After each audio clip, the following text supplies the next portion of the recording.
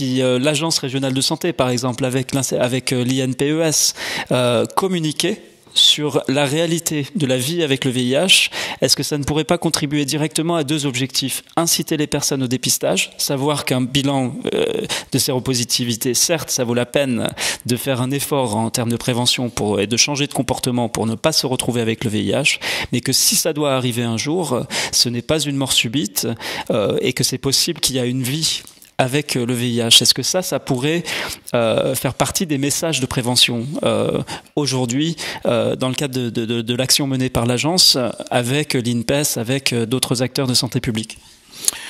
Oui, il y a déjà des actions. Je pense d'ailleurs que le problème est plutôt celui que j'évoquais dans la réponse précédente. C'est le fait que qu'il y a quand même un relâchement de l'ensemble des actions de prévention. Mais le fait que l'on soigne, le fait que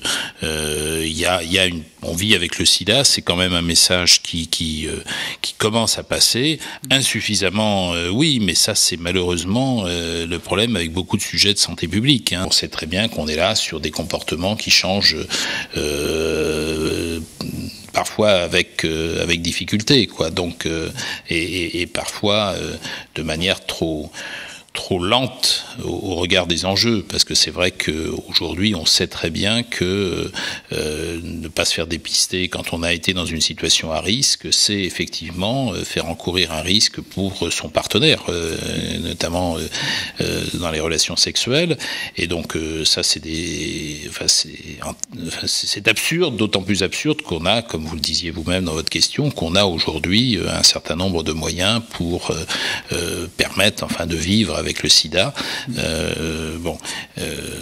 Ce qu'il faut surtout, c'est que l'on développe des actions pour éviter d'être contaminé. Le rapport Pialou-Lert cite en exemple d'actions dont ils appellent le soutien de la part le soutien de santé publique, des soirées séromantiques, qui sont en fait des soirées organisées pour permettre aux séropositifs de se rencontrer et d'envisager tout ce qui va avec la normalité d'une rencontre amoureuse et sexuelle. Est-ce qu'il y a une volonté de votre part, là aussi, de répondre à ces besoins psycho-affectifs, ou est-ce que, comme nos interlocuteurs du GRSP avant vous dites vous avez la trithérapie, vous avez des droits, pour le reste, débrouillez-vous. Est-ce que ça peut être une réponse de santé publique cohérente?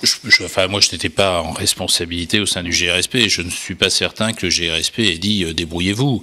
La difficulté auquel moi aussi je serais confronté, je suis tout à fait conscient de ce que vous venez d'évoquer et du fait que, en effet, c'est une maladie qui a énormément de conséquences sur le plan affectif, comme d'autres maladies aussi. Vous savez, une personne qui est atteinte du cancer, elle a aussi, sur le plan de la relation de couple, la relation familiale, des situations qui se dégradent professionnellement aussi.